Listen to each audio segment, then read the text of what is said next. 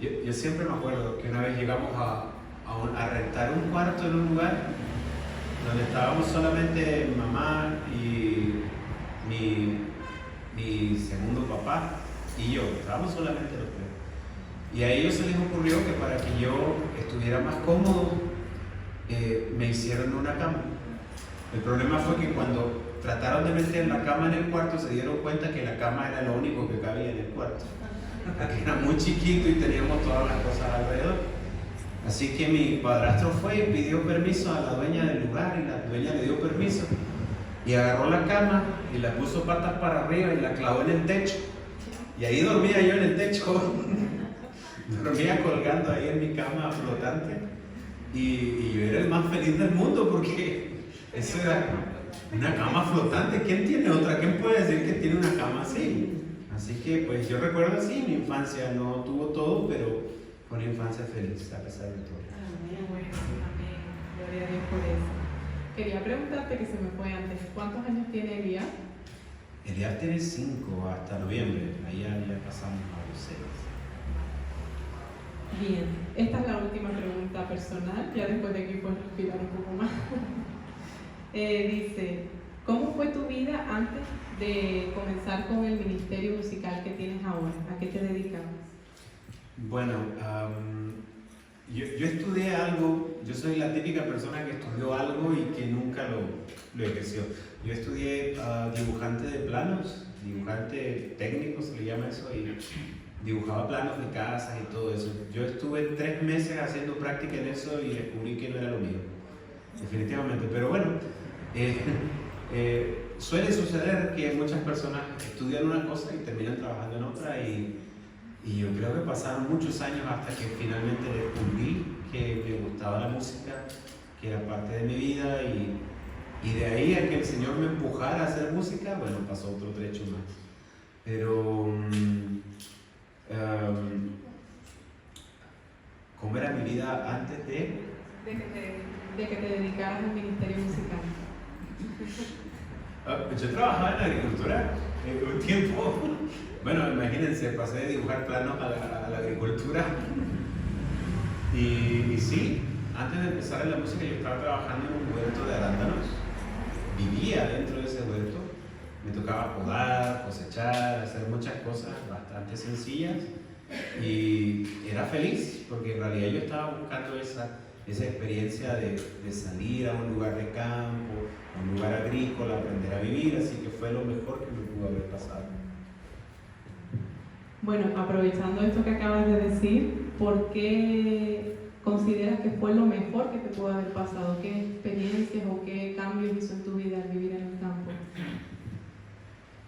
Yo creo que aquí en la isla no lo van a experimentar tanto, yo no sé, pero Santiago es una ciudad donde viven por lo menos 8 millones de personas. Y yo no sé, algo me pasa, pero cuando yo llego a Santiago, yo veo a toda la gente, tienen cara de pescado, ¿sí? Cada uno está como amargado y todos corren todo el tiempo, corren. Yo me he dado cuenta que aquí la gente como que no corre mucho, ¿no?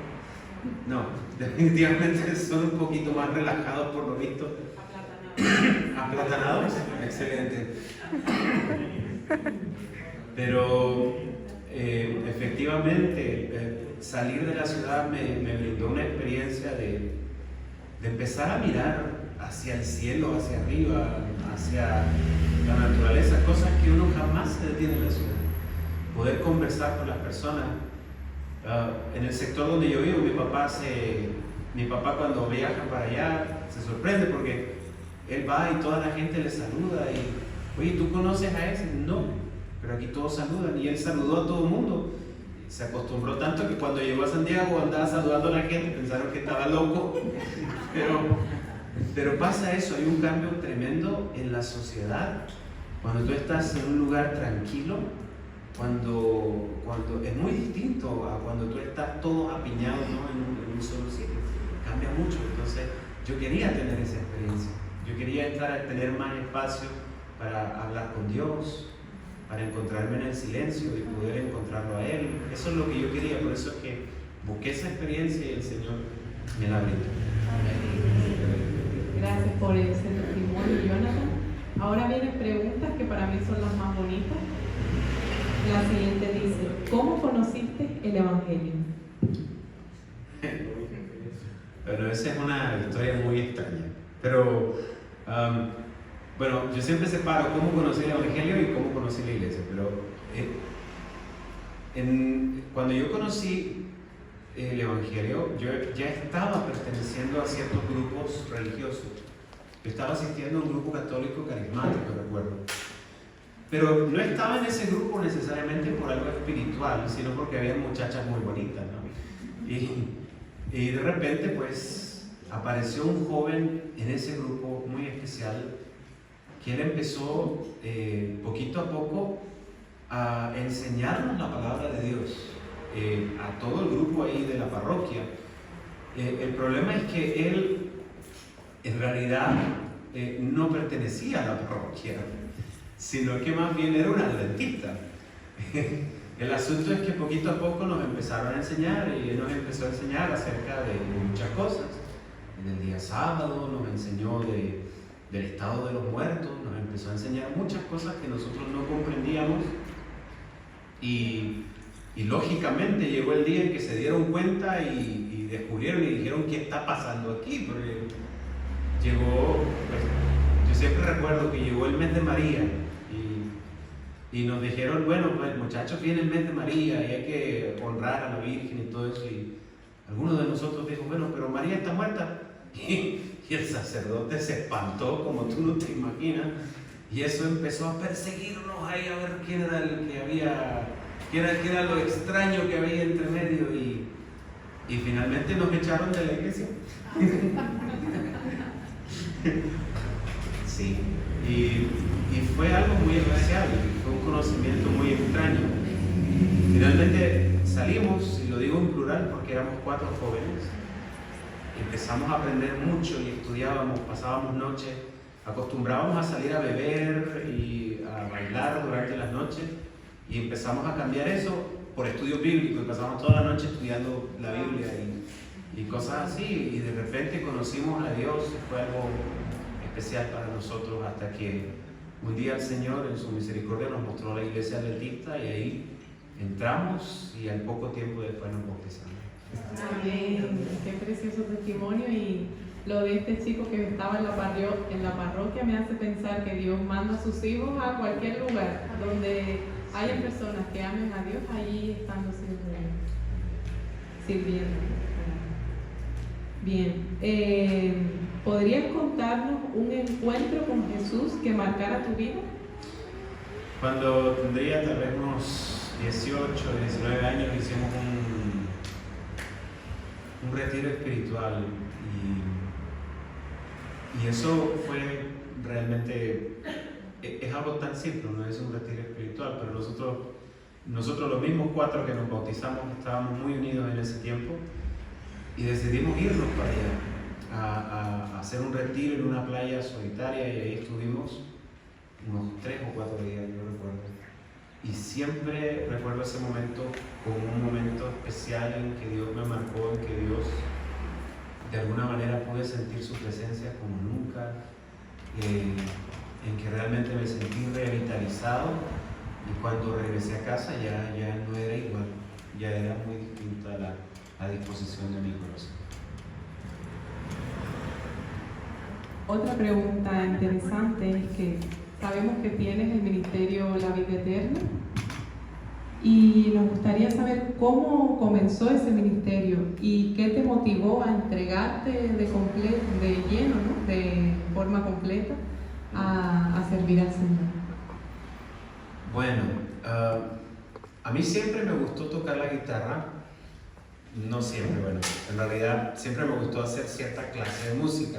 Cuando estaba a los 17 años, por allí yo hacía música rap, hacía música hip hop, bailaba incluso en las plazas y hacía cosas así bien extrañas, pero cuando conocí al Señor empecé a tocar la guitarra y me gustaba tocar la guitarra, pero jamás toqué la guitarra pensando algún día en ser cantante o algo así. Y de repente empecé a escribir, inventar canciones y todo, pero no lo pensaba como que iba a ser mi medio de vida o mi ministerio o algo así.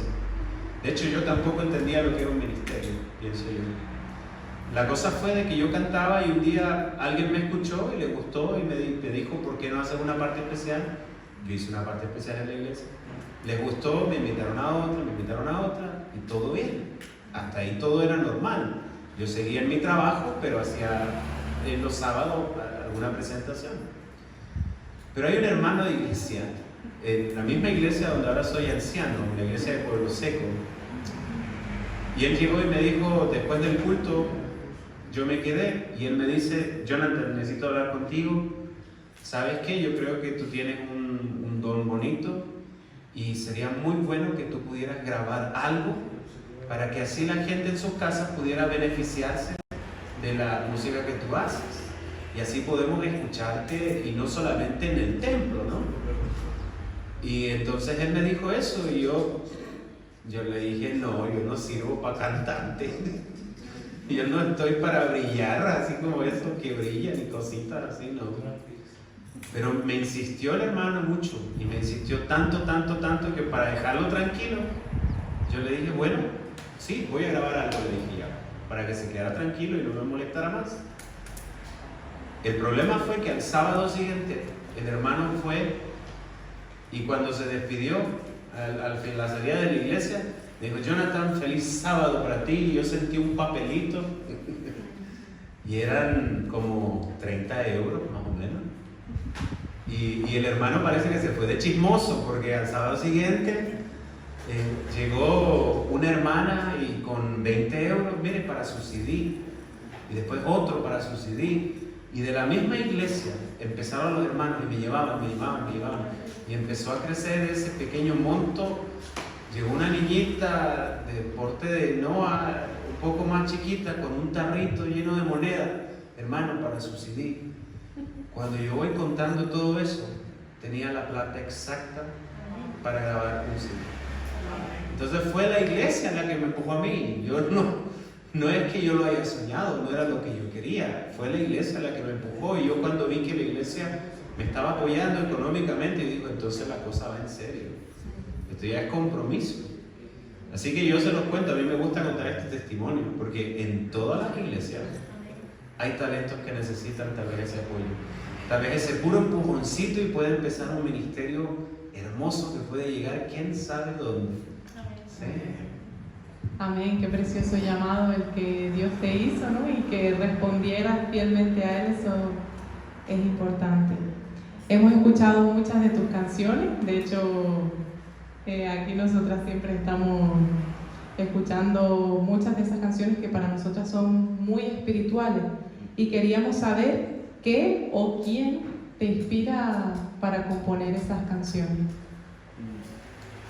Bueno, la inspiración como tal nace de distintas cosas, pero una de las principales cosas que a uno le inspira es la experiencia espiritual que uno tiene y es la capacidad de poder uno reflejar las luchas espirituales, ¿sí?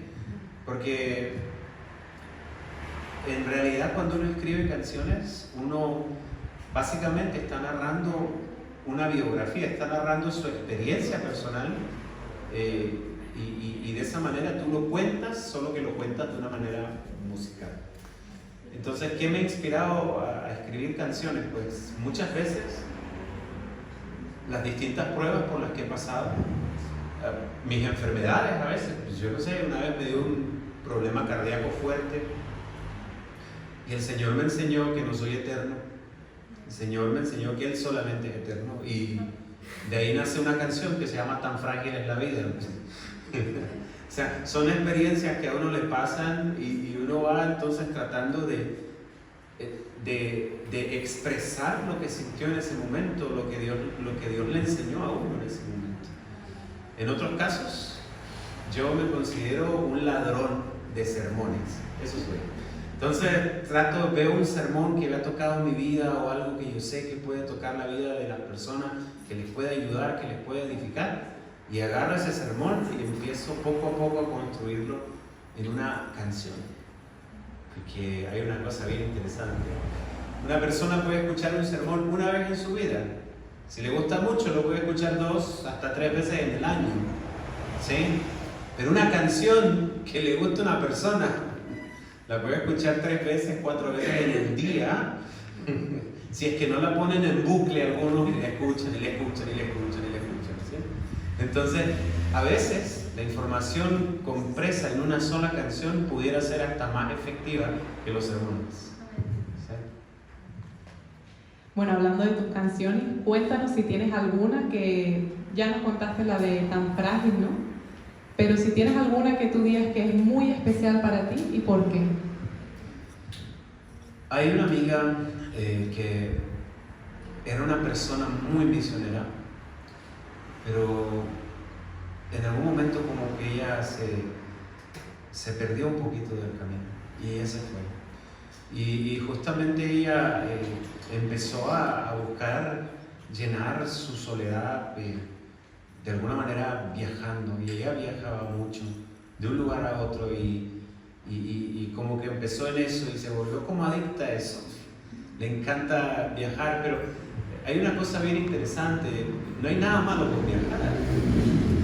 El asunto es si Dios llena tu alma y no estás tratando de llenar tu alma con alguna otra cosa. Ese es el punto principal de ahí.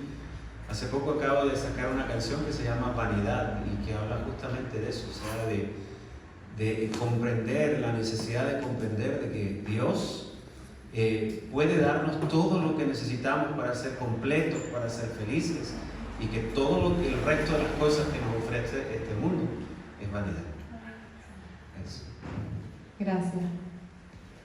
¿Tienes algún testimonio de personas que hayan sido impactadas por las canciones que has compuesto y que hayan aceptado el llamado de Jesús? Sí. Escribí un libro hace algún tiempo, se llama Más que luces y escenarios, y ahí compilo normalmente historias que la gente me ha hecho llegar de alguna manera, y justamente son testimonios de personas que han tenido conversiones, en algunos casos muy fuertes, cosas bastante fuertes. Por ejemplo, recuerdo que durante la pandemia, mientras estábamos haciendo un seminario online, me escribió una hermana de Colombia y ella me decía: necesito hablar con usted, hermano Jonathan, necesito hablar con usted, y insistió tanto durante la programación que yo le dije a los que estaban ahí: denle mi número para que se pueda comunicar conmigo, y hablamos. Y ella me empezó a contar que había tenido una experiencia horrible. La estaban condenando por un delito que ella no había cometido, al contrario, ella era víctima de un delito y la estaban condenando por ese delito. Estaba en una situación muy, muy, muy difícil y tomó la decisión de quitarse la vida. Así que se fue a un puente que es muy famoso allá en Bogotá y traspasó la barrera para lanzarse hacia abajo, los carros que iban corriendo. Y ella se quedó colgando de la baranda allí, y dice que es tan frecuente que la gente se arroje de ese puente que la gente de abajo le tiraba: ¡tírate, loca! ¡Tírate!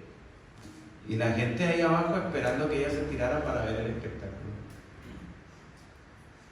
Y de repente pues ella dice que mientras estaba en eso se empezó a acordar de esa canción Tan Frágil. Y empezó poquito a poco, a acordarse de esa canción Tan Frágil en la vida, un delgado hilo, y distintas cosas que va diciendo la canción. Y ella dice que no se dio cuenta, pero empezó a cantar esa canción colgando de un puente. Y poquito a poco el Señor empezó a obrar en su vida, y poquito a poco empezó a retomar la cordura. Y apareció la persona indicada que estaba cerca, y ella empezó a mirar, y hasta que tomó la decisión y cruzó la barrera de vuelta y decidió ya no cometer esa locura. Y dice ella que al poco tiempo la absolvieron en el juicio de todo cargo. Dice que todas las personas que la acusaban terminaron pidiéndole perdón. Y eso fue para gloria del Señor. Muy, muy lindo. Gloria a Dios por eso, gracias por contar ese testimonio. Y ya estamos llegando casi siguiente dice, ¿has tenido que tener renuncias personales por dedicarte al ministerio La Vida Eterna? Sí, yo no sé, bueno, yo creo que, yo no sé cuántos serán independientes aquí en su trabajo o algo así, pero yo he tenido que renunciar a muchas cosas, la estabilidad económica, la estabilidad laboral, y hasta el día de hoy no es que haya tenido que renunciar, es que sigo renunciando hasta ahora. Yo no sé hasta qué momento el Señor nos tenga en el ministerio de la música. Yo no creo ser Dios como para decir voy a estar para siempre. Tal vez el Señor a veces cambia las cosas de la noche a la mañana. Pero hasta el momento nosotros con mi esposa y mi familia vivimos, yo le digo, caminando sobre el agua. Caminando sobre lo que uno no conoce, lo desconocido. A veces es así, nosotros tenemos una vida muy, muy especial, no tenemos sueldo. Entonces nosotros a veces venimos a lugares como este, qué sé yo, o vendemos a veces nuestros productos, qué sé yo, nuestra música y cosas así. Y a veces va bien, a veces nos hacen ofrendas al ministerio, a veces así. Pero hay veces que no llega absolutamente nada. Y en ese tiempo, pues nosotros seguimos viviendo como nada. No sé si es una cosa súper interesante. Estamos tan acostumbrados. Mi esposa me da risa, porque mi esposa es muy especial. Y yo me empiezo a preocupar y todo eso, porque yo digo, ¿y de dónde voy a sacar para mi familia? ¿Cómo voy a sostener a mi hijo? ¿Cómo voy a pagar la luz y el agua? Y me pongo a orar yo y es muy chistoso. Mi esposa normalmente va y me dice, va, ¿y estás orando? Me dice, mira, ¿y tú? Y tú me dices, ¿y qué te preocupas tanto si Dios siempre te escucha? Me dice, sí, nunca nos ha faltado nada durante los 14 años más o menos que llevamos nosotros conociéndonos y casados, nunca nos ha faltado nada y le damos la gloria a Dios por eso. Entonces, ¿de qué renunciamos? Todavía renunciamos, todos los días renunciamos a la estabilidad y todo eso. No es nada malo, por supuesto que no. Y tampoco descartamos que el día de mañana nosotros terminemos trabajando en alguna cosa, nada, pero hasta el momento no hemos recibido la instrucción del Señor de dejar de hacer lo que estamos haciendo. Esas experiencias de completa dependencia a Dios nos enseña, ¿no?, que tenemos un Padre que nos sostiene y sí. Una vez, yo recuerdo perfectamente, eso fue hace como 6 años, de repente empezó a gastarse el dinero. No llegaban donaciones, no había venta de nada, yo no le trabajaba a nadie, no estaba haciendo absolutamente nada, y el dinero bajó, y de repente no tenía plata en los bolsillos, no había plata en el banco, estábamos en cero. Y yo recuerdo perfectamente haber viajado hacia la ciudad y yo compré un pancito y le di a mi esposa para que ella se fuera. Y yo no le dije, yo me quedé con nada. Pero tenía unos minutos de teléfono. Yo dije, bueno, ¿qué hago con los minutos de teléfono? ¿Qué hago? ¿Sí? Entonces empecé a llamar a aquellos a los que me debían dinero. Yo les decía, oye, ¿te acuerdas tú que tú me debías unos dineritos, unos miles y algo, y algunas cositas, unos cientos de algo? Sí, me dijo, yo me acuerdo, pero no te preocupes, a fin de mes yo te lo pago.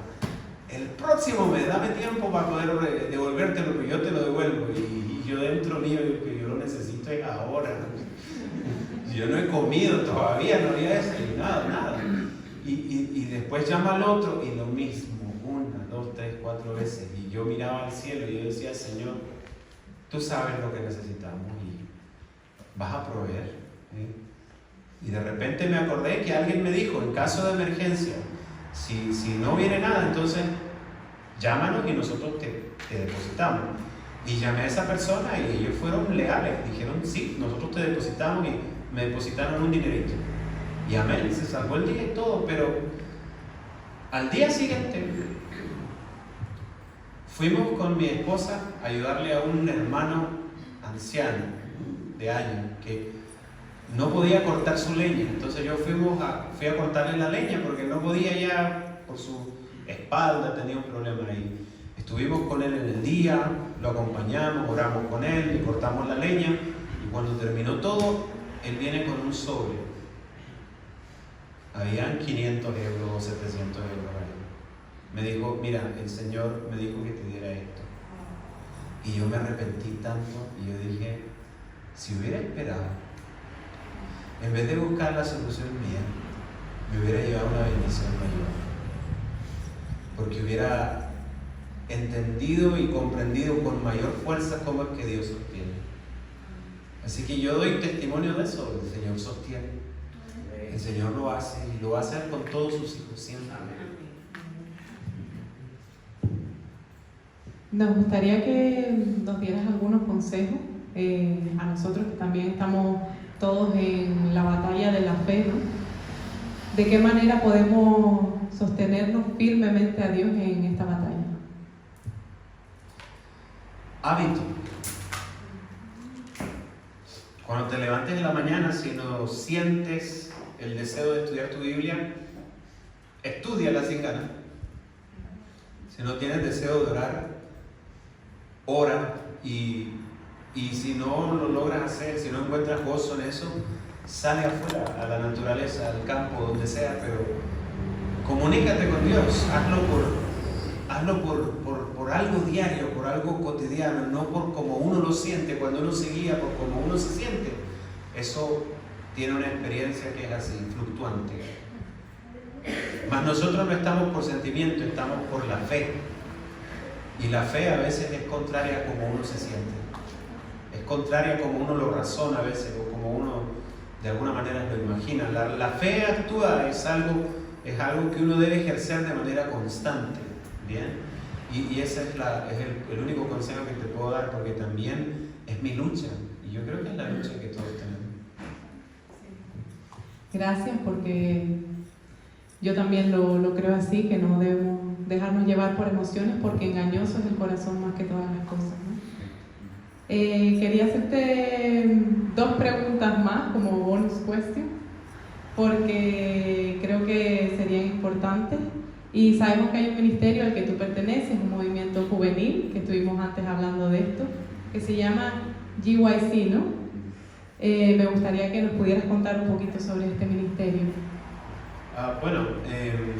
GYC es un ministerio adventista que ha nacido en los Estados Unidos. La sigla GYC es Generación Joven para Cristo, en inglés, ¿ya?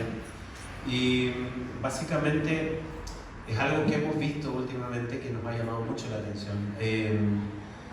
Porque, por ejemplo, en mi país, esto es algo muy simple. En Chile, nosotros tenemos habitualmente congresos de jóvenes, movimientos de jóvenes de distinta índole. Pero hay una cosa bastante peculiar. Hay un segmento dentro de mi país que es el segmento de los jóvenes adultos, el cual no tiene ningún tipo de ministerio enfocado, el cual no tiene ningún tipo de eventos enfocados, el cual está de alguna manera abandonado, ¿no? Entonces, en ese punto, nosotros trabajamos con GYC, y GYC es un movimiento para justamente alcanzar ese segmento de jóvenes y realizar actividades que son principalmente espirituales, y ese es el punto, esa es la diferencia. Es un movimiento que invita a los jóvenes a la espiritualidad, a la reforma, digamos, en su vestir, en su comer, en su vivir, a poder reflejar el amor de Cristo de una manera práctica, ¿sí? Haciendo obra misionera, yendo a visitar a quienes nadie visita, yendo a centros carcelarios o a entregar alimentos en distintos lugares. Allá en Chile, la iglesia normalmente entre los jóvenes tienen un proyecto que se llama el proyecto Caleb, ¿no? Y el proyecto Caleb es básicamente ir hacia un lugar donde no haya presencia cristiana o presencia adventista, y allá hacen un operativo médico, misionero, ayudan a la gente, y luego de eso recogen y hacen estudios bíblicos también para entregarles la palabra del Señor. Pero normalmente esos proyectos quedan botados. Entonces, ¿qué hizo GYC? Inventó el proyecto Josué, que agarra todos esos proyectos y les da continuidad. para que se levanten iglesias, para que se afirmen cosas. Lo último que estaban haciendo allá en Chile era trabajar en Lonquimay, un lugar que cuando viene el invierno se llena de nieve y nadie puede descender, quedan todos encerrados en la montaña. Y allá les llevaron alimentos, les llevaron ropa, les llevaron todo lo que ellos necesitaban, les hicieron operativos médicos y además de eso les llevaron el evangelio y tienen un misionero allá de planta que está trabajando con esa gente. Es un movimiento bastante espiritual y bastante misionero y estoy muy contento, me siento honrado de poder participar. Bueno, jóvenes, ya saben, pueden buscarlos si quieren por las redes sociales y si se animan a hacer la obra misionera, sería bastante bueno para su vida espiritual. Bien, y la última pregunta, que nos hemos pasado un poquito del tiempo, pero ya con esto terminamos. ¿Podrías decirnos 2 o 3 cantantes que tú escuches y que recomendarías a la iglesia? Sí, más que cantantes, tal vez agrupaciones o principalmente hay un trabajo hermoso que se llama Pilares de Nuestra Fe, que lo hizo la 3ABN Latino, junto con el coro de cámara de la Universidad Adventista. Es muy bueno. Tengo algunos amigos, Mónica Ospino, Ismael Muñoz, que son personas que les gusta todo esto, pero la mayoría de la música que yo escucho la escucho en inglés. Entonces ya en español siempre hay como un poquito menos que en inglés. En inglés hay muchos otros nombres, pero considero que sí, hay bastante material que se puede recomendar para escuchar.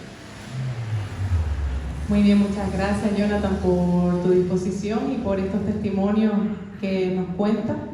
Me gustaría invitar a la iglesia a orar por el ministerio de Jonathan, porque es un ministerio de sostén propio y como bien comentó, pues a veces se ve la dificultad, ¿no? de no tener ingresos y de verdad que gracias, porque eso nos motiva a nosotros a también depender completamente de Dios y preguntarle cuál es el llamado que tiene para cada uno de nosotros, ¿no?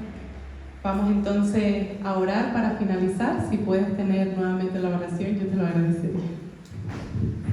Querido Padre, te pido por cada uno de nosotros, porque así como tú lo has escrito, somos cartas conocidas y leídas por todos.